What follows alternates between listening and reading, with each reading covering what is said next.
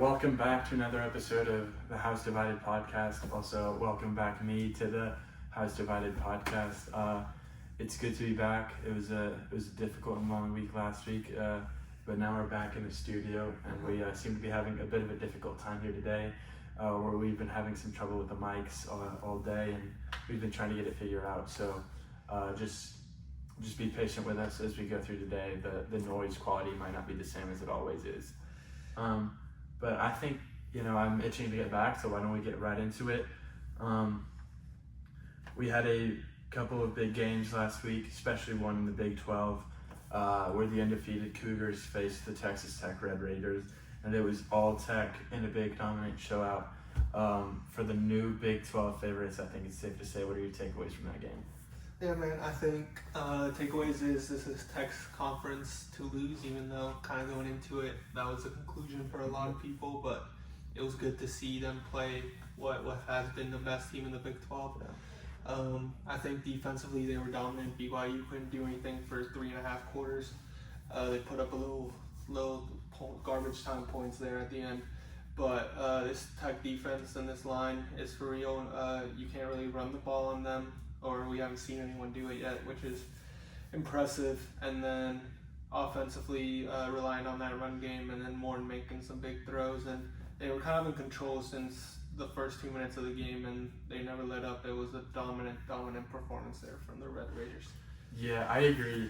I was high on BYU kind of like early, middle of the year, and then more recently I decided to leave them out of my top 10. Obviously, that was, you called me on it, and I was like, yeah, I just don't, even though they're undefeated, I just don't, Yeah. I know I was high on them, but I don't this think kind of I was happened high. last year where they started Yeah. fast and then kind of So I was kind of going off of that, and then obviously they proved me right eventually, right recently, wrong when I was wrong, me from a couple months ago, wrong. So I do think that this is definitely Tech's conference to lose, as you said. I do think it most likely comes down to these two teams again in a rematch. Yeah. So, if it's anything to go off, I know this game was in Lubbock, but if it's anything to go off, Still a dominant performance. yeah, I think they have really cemented themselves a playoff spot. I think one of the most interesting things was to see them jump Ole Miss in the rankings last night. Yeah. Well, I didn't really watch Ole Miss's game this past weekend, but seeing Tech was impressive, and the fact that their one loss came without their starting quarterback, it was a close loss to a good team, so I guess that factored in a little bit, but I still think Ole Miss is a better team, but I'm not mad at the committee for that. Yeah. But speaking of another Texas team here, A&M continues to roll with a dominant road win versus Missouri. What are your thoughts on this game? Yeah, I don't want to give them too much credit because obviously, you have Priggle out. They weren't the same team they've been throughout the year. I don't think they were ready to play spoiler as they could have had they been at their full strength. But that doesn't take away any credit from A&M. I think they've looked phenomenal all year. They came in, they took care of business the way they should have.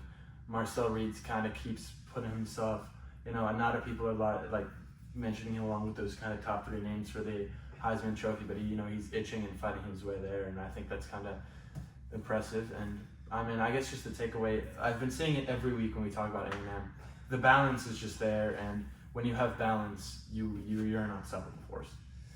Yeah, I think you said it beautifully, man. I think, obviously, not having preview, I wasn't as scared as I would have, but this still could have been a little trap game or a little, maybe like when Indiana played Penn State, a little scare, and there wasn't really much scare. We kind of had control most of the game, maybe in the beginning, and then kind of beginning of fourth quarter, there was a little maybe they can come back, maybe the Missouri can put up a fight, but A&M was basically in control the whole game. And to me, obviously, great win against a ranked team that I guess without their quarterback shouldn't be ranked, but great win nonetheless. Continue to roll, but to me this kind of cemented a playoff spot, because even if we do, to me, there's no way we should lose versus South Carolina and Stanford, but even if we lose to Texas, we're in the playoffs with one loss, and if we don't make the championship game. But even if we make it and lose, I don't know how the tiebreakers would work, but I still think, we wouldn't be punished for losing in the SEC championship, so to me this kind of pushed our ticket to the playoff, which coming into the season, I was hopeful about it, but I didn't think would happen. So it's exciting, and Sucks that we're only number 3 because there's 2 teams ahead that play no one, but they're really good. So Yeah. can't really jump. Hey, Ohio State played the best team in the country, so. No, week 1, but since then, their best game's been Illinois. But yeah, man, you kind of alluded to it earlier, but instead of our top 10 this week, we're doing our top 5 Heisman rankings. Let's go through your list real quick. All right, I'm gonna kick us off on the back end of my rankings. Number 5. Actually, I'm gonna start with an honorable mention, just because I think his position kind of holds him back from being able to win the Heisman a little bit. Jeremiah Love's been really the backbone of that Notre Dame offense. He's kind of been the one that has gotten them going over since those 2 losses early in the year. Utilizing him more and more has really gotten both Carr comfortable, but he's really been the rock for Notre Dame. But for my top 5, I have Jeremiah Smith. For a lot of he's just been the lights-out player for the best team in the country, the Ohio State Buckeyes. He's really just looking like the generational prospect that he's supposed to be, and he's putting up the numbers to deserve it. Number 4, he's the guy I alluded to earlier, Marcel Reed. He's not in that top 3 just yet, but he's 100% as of right now should be in New York. He has one of the best, most balanced offenses in the league right now, and he needs to be there on a red-hot A&M team. Number 3, I have Julian Sayin, Ohio State. I think he's the betting favorite right now, if I remember correctly. Probably close with some other people. So he's played phenomenal football this last week. It was really great from him. He's shown really great accuracy at times. Really great. He's had those kind of iffy moments early in the year, but other than that, I think he's been really solid. Number 2, I have Fernando Mendoza, quarterback, Indiana. I think he's probably with the favorite to be the number 1 pick as of right now. He's got all the tools you want. He's tall, he has the arm, and he's put up the numbers. He had a phenomenal year at Indiana. He's really kind of taken Indiana to the next step not a lot of us thought they could take after a phenomenal year last year, and he really deserves it. But to me, number 1, the best quarterback in college football this year. He's made some throws that have really shocked me, really impressed me. That's Ty Simpson. I know not a lot of us. Some people even wanted Keelan Russell to start the year, and boy, have they been proven wrong, because this Ty Simpson guy is special. And I think with this Alabama team and the way they're rolling and the schedule that they've had and the way he's been the one to really lead them through that, to me, Ty Simpson's my Heisman. Yeah, we have the same 5. There's some ordering differences, but number 5, I got Julian Sayin. I think he's put up the numbers. He's the quarterback for no one team in the country, but I can't have him that high because to me he's not the best player on his team. Then moving on to number 4, Mendoza, like you said, been putting up crazy numbers. Struggled a little bit this week in Penn State, didn't have the best game, but when it mattered, he let them down the field and game-winning touchdown drive. But I kind of bumped him down a little bit because and then statistically wasn't his best game. Mm-hmm. Number 3, I got Mr. Marcel Reed. Kind of what you mentioned. I think he's leading one of the best offenses, or to me, the best offense in the country, and 9-0, and he's putting up numbers, rushing as well. 3 touchdowns against LSU, has come into hostile environments and put up crazy numbers at Notre Dame and at LSU. And I think these next 2 games he'll have a chance to pad his stats, and if he has a Heisman moment in Texas, he could be the one holding the trophy. But then I got Jeremiah Smith. To me, I think he scored a touchdown in every game except the first Texas. one. Yeah, he's put up 100 yards almost every game except 2. He's top 5 in every category in Power 4, and he's in the number 1 team country. He's on the number 1 team in the country, and he's the number 1 option. He's the best player on that team, and it's what defenses focus on. And to me, he's the best player in college football, so I had to give him a shout out at number 2. And then same number 1, Ty Simpson. Obviously, this award is very quarterback heavy, which to me it should be because they do so much for an offense. Unless a skill player has a ridiculous season, they should take it. But there hasn't been a skill player that stands out like Ty Simpson has, like you mentioned, the eye test, but also the big wins he's had and the big games he's had in those wins, especially the one at Georgia and then versus Tennessee, he also had a good game. So, yeah, man, let's move on here to the NFL. The Patriots have won 6 in a row now. They just won in the Brady Bowl. Are they for real? Are they real Super Bowl contenders? They very much are. I mean, they have the coach. Mike Vrabel is a phenomenal coach. He's been to the AFC Championship multiple times. He was a Super Bowl champion as a player. So he has the pedigree of the level of coach that they need. They have the defense. They've been able to play lights out in some big games. And then, most importantly, they have the quarterback. He's probably, in my opinion, the quarterback who's playing the best quarterback right now. To most people, he's probably the MVP favorite. To me, I side with Jonathan Taylor just because what I think he's been doing is crazy. But I know that I think Drake May is probably the betting favorite and deservingly so. I think it's actually Matt Stafford. Oh, Matt Stafford. I think you might be right. Drake and Taylor. Yeah. Those are the top three. Sorry, keep going. So they're definitely a real contender. I don't think there's any shining away. They have beat elite teams. They have beat the Bills. They have beat the Bucks, who actually play each other this week. And I don't think there's any stopping them. Their losses, one was obviously the Raiders, but the other one was a close loss with 5 turnovers to a Steelers team that we think might be good, but might also not be good. So kind of said this to Rafa, the Steelers can beat anyone, but they can lose to anyone. They're like I forgot what college team I compared them to, but they're that of the NFL. But no, I completely agree. I think this team can make a lot of noise in the playoffs. I don't have them as technically Super Bowl contenders. I think they're maybe a year away. I think this year it'll be good experience in the playoffs and some big moments. But with the quarterbacks and teams in that conference that are way more experienced, like the Chiefs, like the Bills, like even the Ravens who are charging right now, I think I won't have them as Super Bowl contenders, but they can definitely beat any of those teams. So I think they'll be a real scary sight in the playoffs. But to answer the question, yes, they are for real. They're a really good team, but I don't think they're Super Bowl contenders yet. The question is, do they play those teams? Does Kansas City catch up to Denver? Well, do they catch they'll up? They'll be in the wild card, not to Denver. But so do they catch up to LA? So they have 2 people ahead of them. Do the Bills catch up to New England? The Ravens will most likely catch up to Pittsburgh. They still play them twice, and they're only a game behind now. So.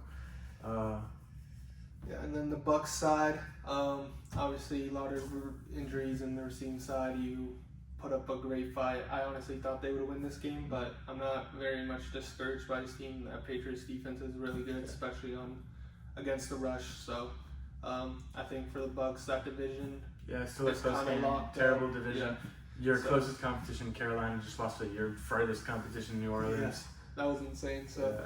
I think you're good. You're just trying to build and improve each week and kind of get better season. Get ready, be healthy for the playoffs. Is kind of what their outlook is like. Yeah. All right, let's look at. We just kind of talked about a contender in the AFC with an MVP candidate. Let's talk about for sure contender in the NFC with another MVP candidate. The Rams and Matthew Stafford put on a show. They look like maybe the best offense in the NFL right now. What's your outlook for that game and your review for both teams, the Niners and the Rams? Yeah, the Rams, obviously they're in a tight division race right there with the Seahawks, and the Niners still creeping a little bit. But like you said, Rams have, I think them and the Colts are the best two offenses, like eye-wise, but also statistically, and I think with Stafford rolling like he is and those 2 receivers, you can't really guard them. I think Kyren Williams he's had some solid games, but I think like last year he was exploding. I still think they have more to show on the ground game, and that's going to open the pass game even more.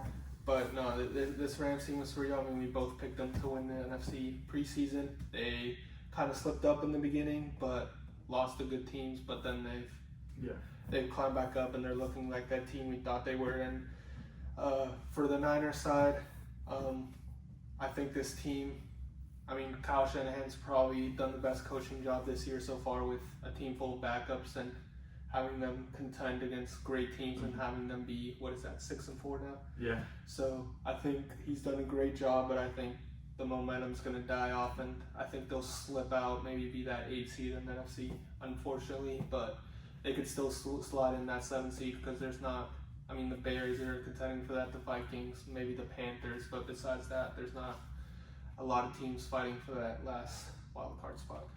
Yeah, I'm gonna agree with you on a lot of what you said. I do think the Rams are definitely the elite offense of the NFL right now, and I don't think there's much debate against it. Maybe, in fact, in their own division, though, I think might be one of the closest debates with the Seattle Seahawks, who is going to be one of the most exciting divisional battles out there in the West all year long to see who potentially could get the 1 seed. It could be kind of like Detroit Vikings the year ago. Last year, yeah. So I think that's going to be interesting to look out for. Like you said, for the Niners, I do think they're going to find themselves fighting for that bubble spot for the 7th seed come the end of the year. I think they're out of the division title fight. Yeah. It's not even their fault, man. Yeah, it's just they've been decimated. They still have to play the Seahawks twice, right? Yeah. Yeah. So that's tough right there. But yeah, man. Really like what I've seen from both teams, but fortunately the Niners are just in the wrong division. But, yeah.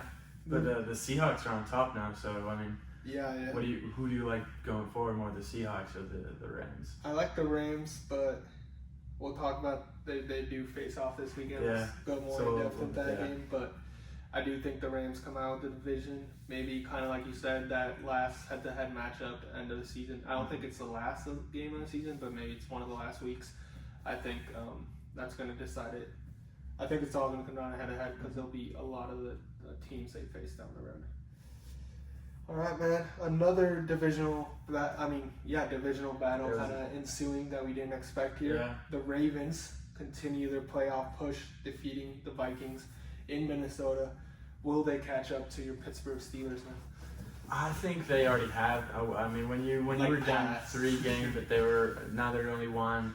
The Steelers, I think, are kind of looking at a harder schedule going forward. They obviously play each other twice, but I think the Steelers still have to play the Lions and the Bills. I think the hardest game remaining for the Ravens is the Patriots, not counting the Steelers games. I think it's the most likely scenario that I see is a split in those games. Yep. So that would still leave us at 1 game behind or 1 game ahead for the Steelers, and I do think that just the losses out there, it's very likely these teams end up with the same record and it comes down to a tiebreaker. I think that's really what I'm feeling. I think that's the most likely scenario. We see a tie and it comes down to tiebreaker. And since they split the head-to-head, I don't really know what it's going to come down to. I think it's going to come down to divisional record. who beats the Browns and the Bengals the most. Yeah. And I know the Ravens will play most likely against Joe Burrow, while the Steelers are going to be playing Joe Flacco this week. So yeah, you already lost. We already did lose to him, so I guess it could come down to who beats the Bengals and who doesn't beat the Bengals, because we're all going to beat the Browns. Yeah. So I think that's the key to look forward to. And if we're going to get just a little more in depth to a little Ravens reaction, I think they were good for most of the game. Obviously, the scare was a little at the end of the game. And then, did you really need a QB to play that poorly to win like that? But they looked good. Yeah, I think the Ravens, kind of like last year, obviously didn't start as bad as they did this year, last year, but I think end of the season they're going to charge and they're going to be looking like the best team in football. I think that defense is 1 or 2 weeks away from turning it around like they did last year. I think they played the Niners like week 13 and they looked dominant. No, that was 2 years ago. Oh, there was one game where they switched in and they became one of the elite defense. I think that's still coming. Lamar is going to keep improving, and I think this team is just too good. And I do think they make the playoffs for sure, winning the division.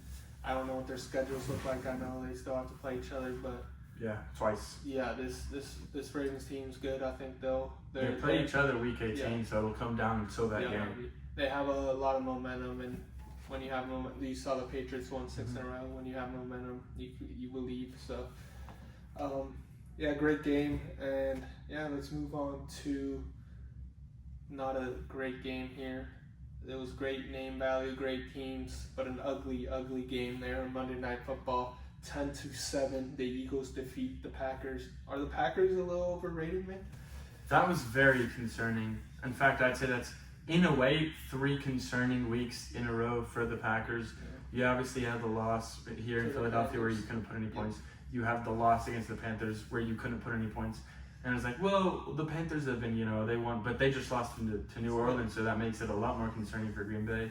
And then the week before that, you did beat Pittsburgh off a phenomenal second half, but they just had total defensive collapse that second half, and you really did struggle that first half, which is a concern. So going back, you look at the Cowboys game, who we've seen get beat by teams like Arizona, it does raise concerns that maybe we should be looking more in depth at Green Bay's situation.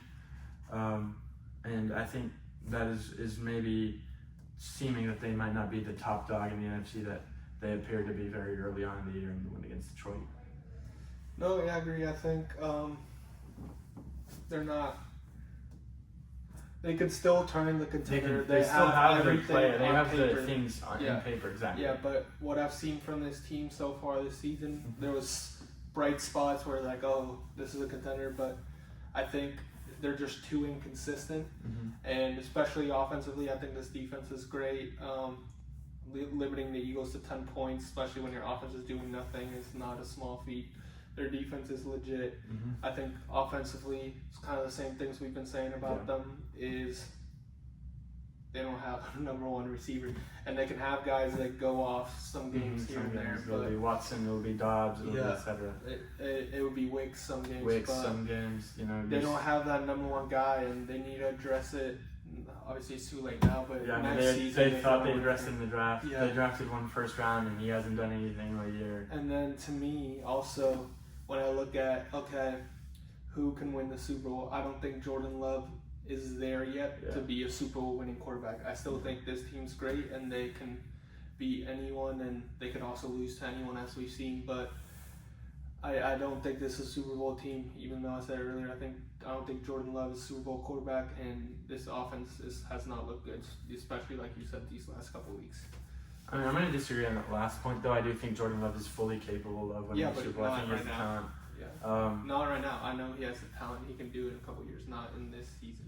That's what the good news for him and for Packers fan is Toyota-thon is coming around soon, and we've seen the numbers the last couple of years. Toyota-thon Love is an extra level. The key's going to have him carry that Toyota-thon level into the postseason. Moving on from the Eagles, another primetime game. We talked a little about it with the Steelers, but Chargers-Steelers, the Chargers get a big win. That defense looked great until garbage time. Big win. What are your thoughts on the Chargers and the Steelers game? Yeah, man, I thought the Steelers would win this. I thought like the injuries to the tackles and the Steelers having a great pass rush would take advantage. And I think Herbert had a great game, and the Chargers defense was stifling, and Aaron Rodgers kind of struggled to find the pass. Warren had some good runs here and there, but couldn't really get going, and I think it was just a struggle offensively for Pittsburgh. And I mean, even if that Pittsburgh defense played at its best, it's hard to limit the Chargers under 20 points. So I think if your offense can't match those 20 points, it's hard to beat the Chargers. Yeah, I agree. I don't think the defense played a very bad game like they played some games before. They were able to play well at the start, obviously, since they were spending so much time on the field, cracks began to happen, and the Chargers were able to capitalize on that. But I think the main takeaway is, I mean, the Steelers really will go as far as Aaron Rodgers can take him. I think he played maybe the worst game of his career. He did not look good at all. I think the numbers support that too. I think they showed some that I think either was like pass completion percentage was like second most of his career. Passer rating was like the worst. It was a bad game from him all around. Bad game from the offense all around, I'm just going to say. There were drops too. So just not a good game from the offense. I don't think this team has been able to put really a game where both sides of the ball seem to be working. So I just don't think coaching is there. I don't think, and we have an aging team, so it's very concerning. For the Chargers, absolutely way to bounce back. Jesse Minter's a great coach. He showed that this week. Yeah, I was concerned for Chargers all coming into this game because obviously their season could start to unravel had they lost this game. Yeah, but also they've won a couple in a row, but it was against bad teams. But before that, they lost games they should have won or to good opponents. So to me, I still needed to see them beat a good team with all these injuries, and they did that. And this team is really looking like a wild card team unless they completely unravel, which I don't think they will. I mean, they still have to play the Broncos again and Chiefs, but they can beat them. Yeah, and the good thing is for for a wild card, you can sneak in with 6 losses, so that's 3 more that they can afford. Yeah, but moving on to our predictions for this week, big week, kind of kicking into high gear where the games matter more, and season for college football, and then kind of a little past midpoint. We just finished, I think last week was the first week of the second half of the NFL season. So a little past it. Yeah. But let's go to this first game, game day. Can Notre Dame continue the playoff push versus a ranked opponent? I think they just ranked Pitt to give Notre Dame another ranked win. I think so too. Did you see the Pat Narduzzi interview? No, I didn't. We can lose for 100 points for all I care. Oh, Notre yeah. Dame is in the ACC. Yeah. I think that tells you all you want to know about that game. Yeah. Notre Dame, I think, knows that this is one of the big games for them since they can't afford to lose another game. And like Narduzzi said, this really doesn't matter for Pitt. Their only real chance at getting into the playoff is by winning the ACC, and this game doesn't affect that at all. So I do think they might not come lights out. I think their focus might be a little week ahead. I know you're never supposed to do that as a coach or as a team, but even including that you have that, while I do think that I do think that Notre Dame is a vastly superior team, and you add that issue for Pitt, I just think Notre Dame's going to really be able to run away with it. Yeah, I think Jeremiah Love's going to have another big game. I forgot I saw that interview, but I did see it on TikTok yesterday. Kind of ridiculous. I know, like, that's what you believe, but you don't actually say that out loud. Yeah. But yeah, Notre Dame's going to cruise. They just ranked Pitt to give Notre Dame another win. Like, no, they deserve to be in the playoffs. They have, what is that going to be? 1 ranked win, I guess? USC. Oh, 2 ranked wins. So you have to put Notre Dame there, and their losses are good. So. And I'll give them, that was a very good win against USC. They beat them handily, and USC has beat a Michigan team handily. They have some decent wins, so.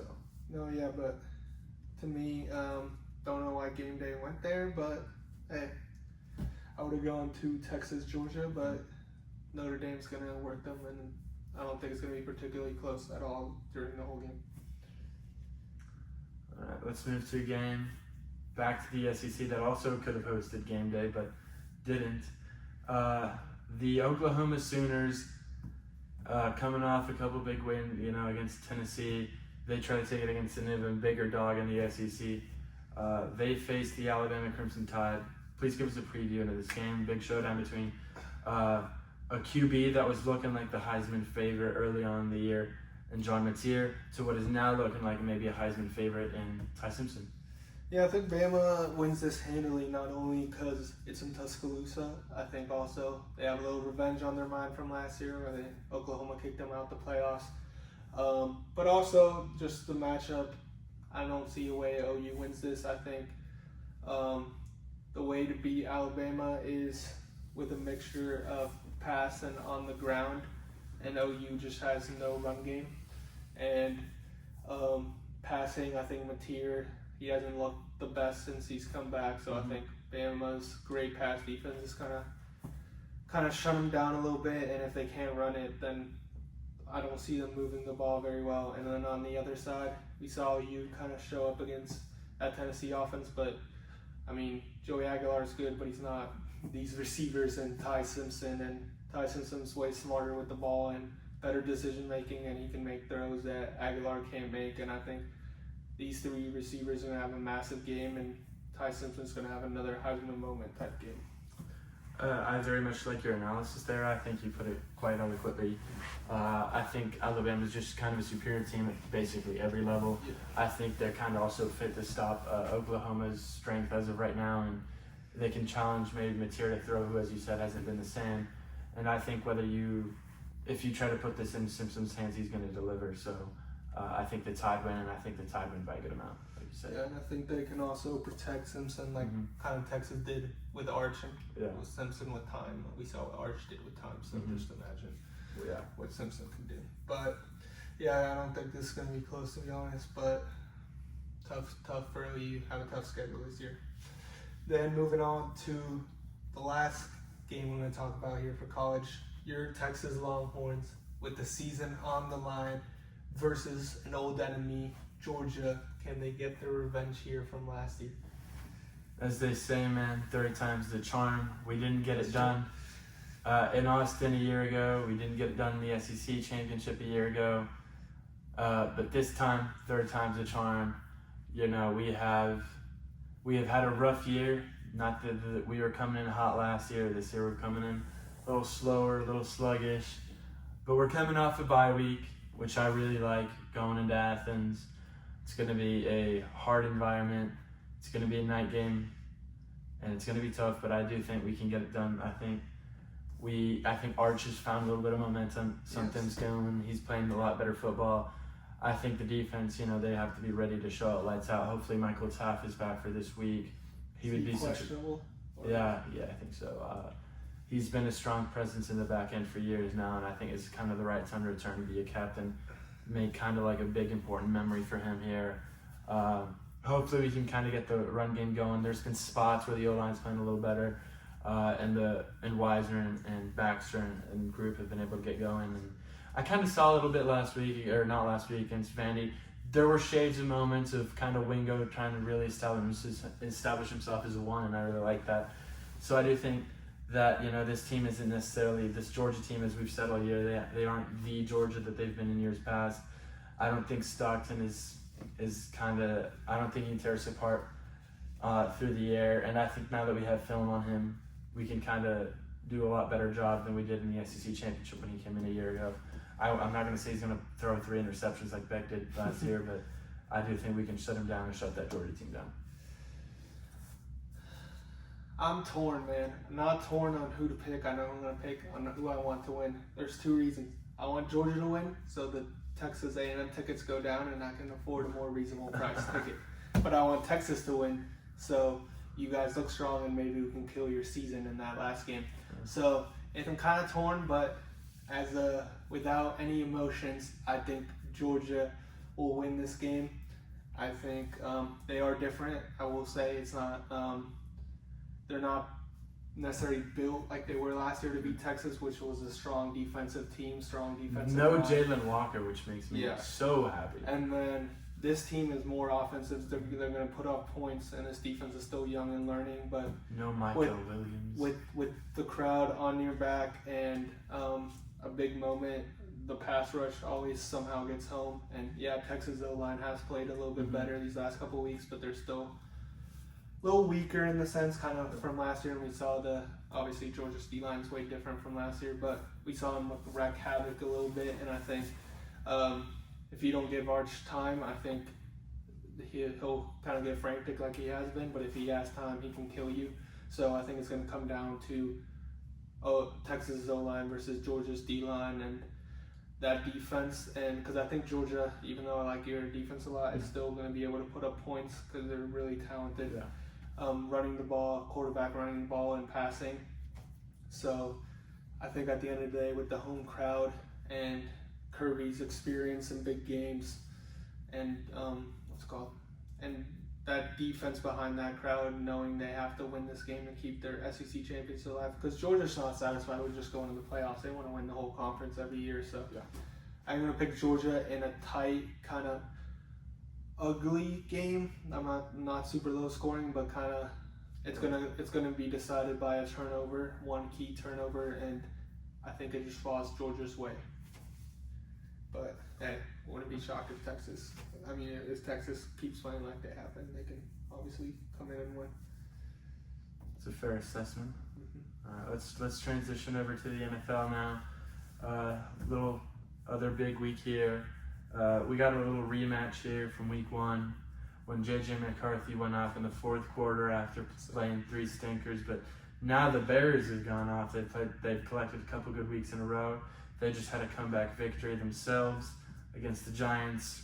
Ben Johnson and the Bears go against divisional rival Kevin O'Connell, 2 offensive gurus. What do you look forward to in this game? I think this is the Vikings game to win. I think obviously the Bears kind of choked that at home, and usually division 2 good teams kind of split. But the fact this is in Minnesota, J.J. McCarthy, except last game, has looked good, and I think this Bears pass defense hasn't been the best. I think he'll find his boys early, and I think the Bears are due for a loss. I know they just had one recently, but they've won, I think, now 6 out of the last 7 or 6 out of the last 8, so I think they're due for a little setback here.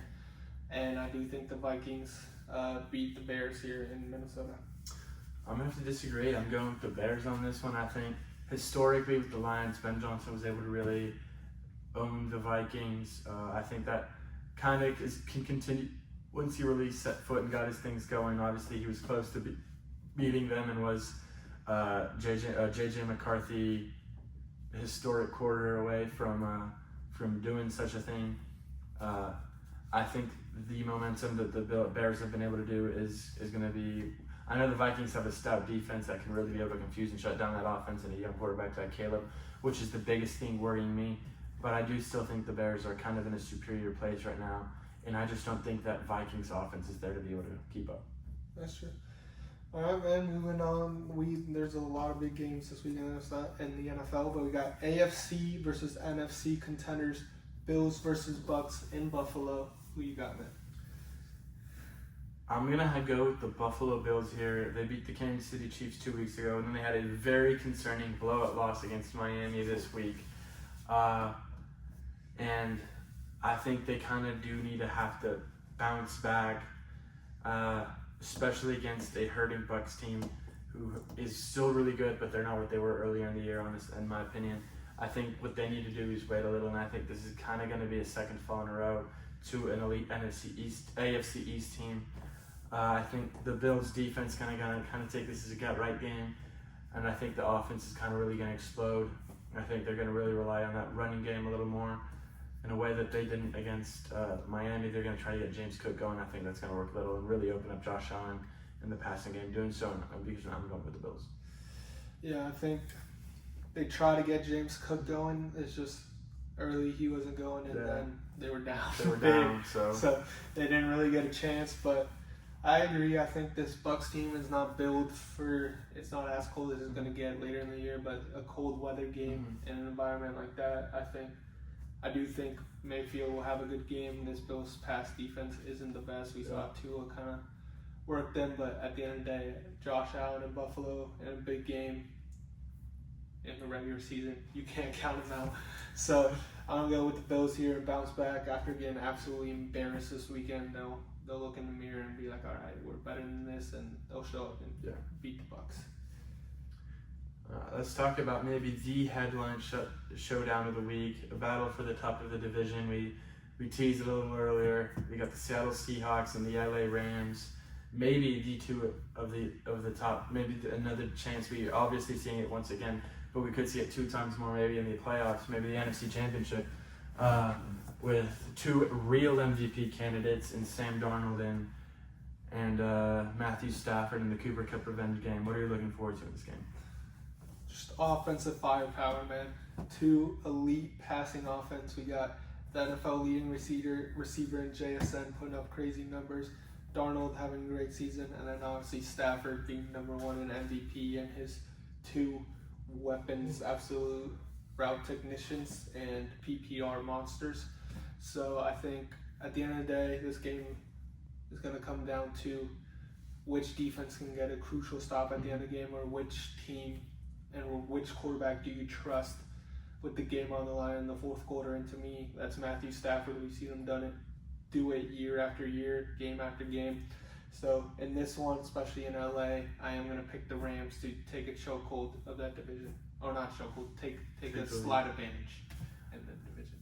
I think I like the Rams to win the division. I like the Rams to go further in the playoffs.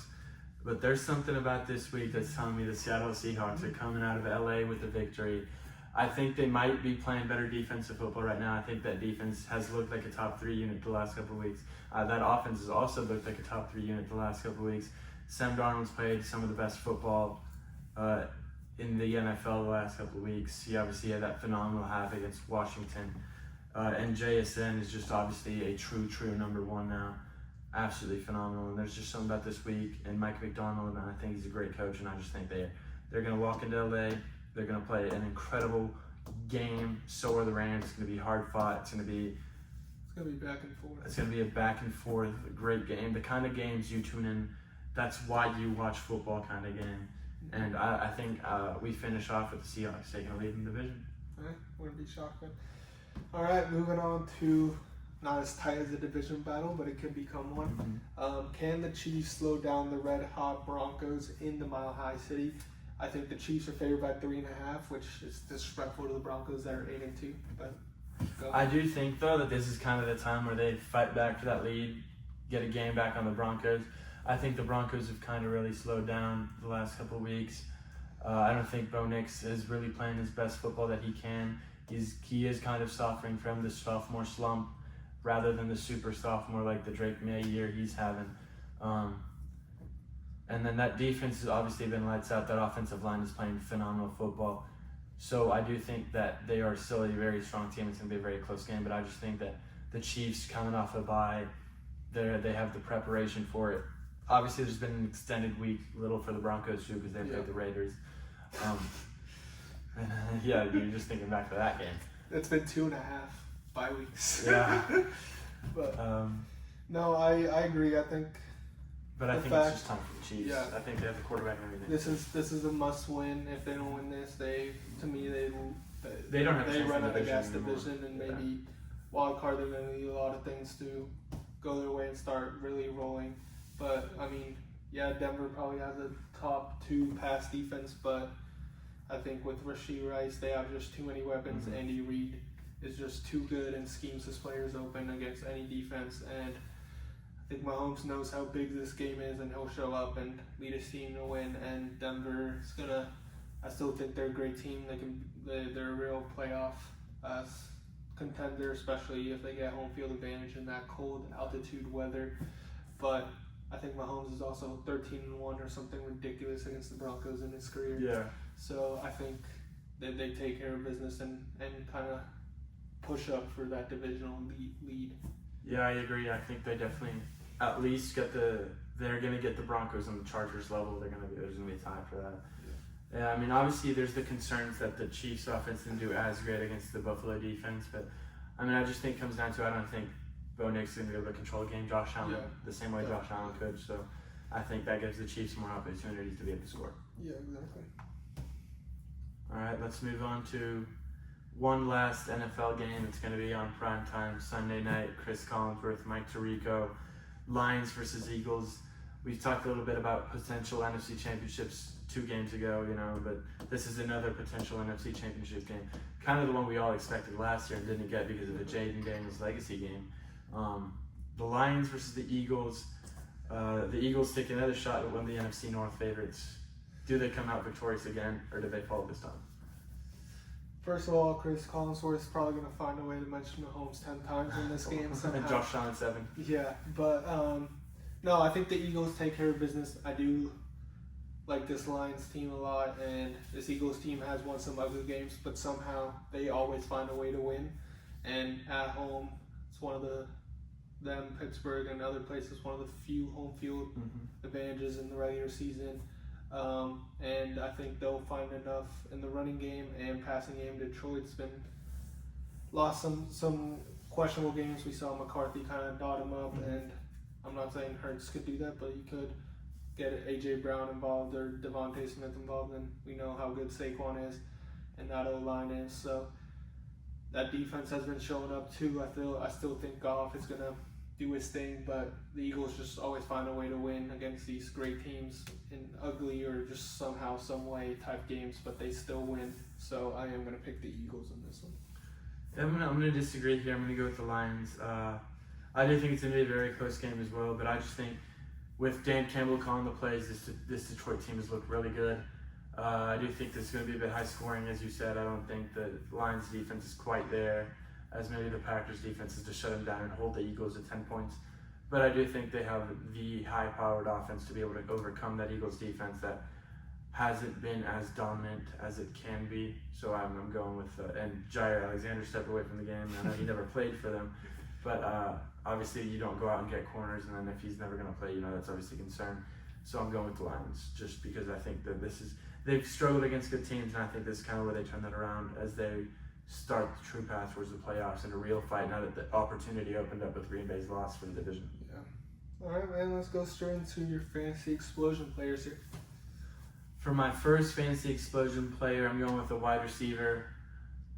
whose team put up 7 points last week after trading away their number one. But he's playing the second worst defense in the league. I'm going Trey Tucker, who's projected 12 points. He's facing the Dallas defense. We all know how that goes. Usually, I know they did land some upgrades supposedly, but not in the secondary. So I'm going with the Raiders and what I think is going to be Trey Tucker of the Raiders and what I think is going to be a high-scoring game. Then my other guys facing the only defense worse than the Cowboys. I have Jalen Warren, who's projected 14 points. He did hit he hit 19, so the 5+ from the 14 in the first game against the Bengals. I think the Steelers are going to try to lean in the run game a little more this time than they did against them in the first time. I do think that Bengals D-line is not good, so I think it's going to be something I'm going to be able to do very well. And I think you kind of want to take that game away from Aaron Rodgers a little, who struggled last week. I did that one for their first matchup, and he got it with no touchdowns. So yeah, it was just impressive. Yeah, it was all tight ends that scored that. Yeah. So that's why I picked up Pratt Frying this week since Dalton Kincaid's there. And then my last player is playing in that matchup as well. I have Joe Flacco, who has hit the explosion, I think, each of the last 3 weeks. I think he's only at 16 or 17 for this week against a Pitt defense that I think is 26th against quarterbacks fantasy-wise. I think he's going to have another great game in the Young Bowl, the Young Bowl 2. And I think he's going to explode. I think he's going to find Jamar. I think he's going to find T. Higgins. And I think they're going to be able to dot up that Pittsburgh secondary once again. Yeah. I got the first one, my boy Rico Dowdle, ranked 16th, or not ranked 16th, projected 16 points. He's playing 29 RBs for the Falcons. He's just a workhorse. He's a absolute power back, and they just feed him about 25 times a game, and he's always good for a touchdown right now. So I think he gets more than 16 for that. And then I got kind of similar, Jamar Chase, 18 points. I know it's high, but Pittsburgh ranks dead last against receivers. We saw what he did last game on Thursday night. I think 12 receptions, 140 yards, or 2 touchdowns. Ridiculous. I don't think he goes that crazy, but he'll have a great game. And then I got my boy Lambeau Ladd with 14.5 points. Jaguars are ranked 23rd versus receivers. He's hit this last, I think, 3 out of 4 or 4 out of 5. He's really been more consistent and been Herbert's go-to guy now. And I think it'll be a close game where they'll have to throw and maybe come back a little bit. So I do think Lambeau Ladd has a good game here. All right, let's go straight into your best bets here. It's nice to be back after not being able to do this last week. I have one of your classics. I got the Bama money line against OU. As you said earlier, I think I'm comfortable picking the -6 here for Alabama, but I didn't go with it because I wanted to do this. I have the Bama money line combined with the BYU money line against TCU. I think they come out with a nice little bounce back game here, and they set the trajectory correctly back to hopefully a rematch against Texas Tech. I have UT +6. You know, I gotta show faith in my Longhorns. I gotta support. Even if they lose, exactly. Even if they lose, they just gotta cover by 6. I talked a lot about it earlier. I don't want to get into too much detail, but I think we're winning this game, and I think we can go in them and give them a real scare. For the NFL, I have the Bears +3. As I said earlier, again, we previewed this game. I have faith in Ben Johnson and that offense to be able to really go against that good Minnesota defense, and I think most importantly, I don't think that Minnesota offense is going to be able to really dice up the Bears in the fourth quarter like they did in week 1. And lastly, one of the most solid bets I've done all year. They've hit a couple times. Going with the over in the Cowboys game. Cowboys-Raiders. I know the Raiders just scored 7 points, but trust me, I'm going with the over in the over 50.5 in the Cowboys game. I think this is another one of those games that, you know, you're looking at a 34-31 kind of game, and a high-scoring game for the Cowboys. Fortunately, man, we're gonna make Geno Smith look like, oh, maybe he's not as bad as we thought, but no, Then he's gonna go off for 5 touchdowns, 437 yards. Yeah, the good news is Dak will also go for 5 touchdowns, 437 yards. Yeah. All right. Number 1, you alluded to it. Bama -6. I feel very comfortable in this number. Kind of like I said last week with LSU, it could be 17. I think this team is that much better than the team they're playing at home. Bama -6. Then I got the classic parlay here. Two teams favored by 6 or 7 points. Georgia money line, USC money line versus Iowa. Georgia, I explained why, but USC against Iowa at home. They beat some tough teams. Great high-power offense, I think. I like this offense better than Iowa's, and at home, I'm going to pick USC to win this. Moving on to the NFL, I got Panthers plus 3.5. You can say it's concerning given their last game against the Saints, but they beat the Falcons 30-0 or something ridiculous early in the season. I think the Falcons having a weak rush defense, they'll be able to control the clock and lean on Rico Dowdle, and Bryce will make some big throws here and there to Territoria McMillan. And even if they lose, I still think, since they'll dominate the ball so much and it'll be a low-scoring, ugly game, I think they can keep it within that 3.5. And the Falcons are coming back from Germany, so exactly. the jet lag and everything. Yeah, and I got Browns plus 8.5. It's one of those ugly bets you look at. You're like, why am I betting this, man? But to me, divisional game at home against the Ravens. I do think the Ravens win this. I think sometimes even the worst Browns teams, I mean, this is a terrible Browns team, don't get me wrong, but they have a stout defense, and somehow, some way against divisional rivals at home, sometimes they even win these games. So 8.5 just seems a lot of points for, even though I think the Ravens are way better than this team. It's just one of those weird feelings you get where it's going to be a close, disgusting game that the Ravens pull out. Then I got Eagles minus 2.5. I think they'll win. I don't mind laying 2.5. And then another typical 7-point favorites parlay. Texans money line against the Titans. Titans are just tanking at this point. And then I got Packers money line. They have to bounce back here against New York. I just don't see them lose this game, even though they've lost to some bad teams. I just can't possibly see them lose to another bad team after a tough loss at home. So Jameis Winston's playing though. Yeah, man, but I just don't see it. But it's anyway, so fun to watch. Yeah, thank you guys for watching. Coming down the stretch, we'll have the playoff videos coming out soon, all that good stuff. Our playoff predictions too in a couple weeks. Won't brag, nailed the final last time. But thank you guys for watching, and enjoy the video. And last time though, who is your preseason pick to win it all though? Clemson. Yeah, but no, I've never said I'm a preseason guru. I'm a postseason guru. Okay, there you go. Pick the Super Bowl matchup and national championship matchup, right? I didn't pick the Super Bowl winner right though. But anyway, thank you guys for watching, and enjoy the video.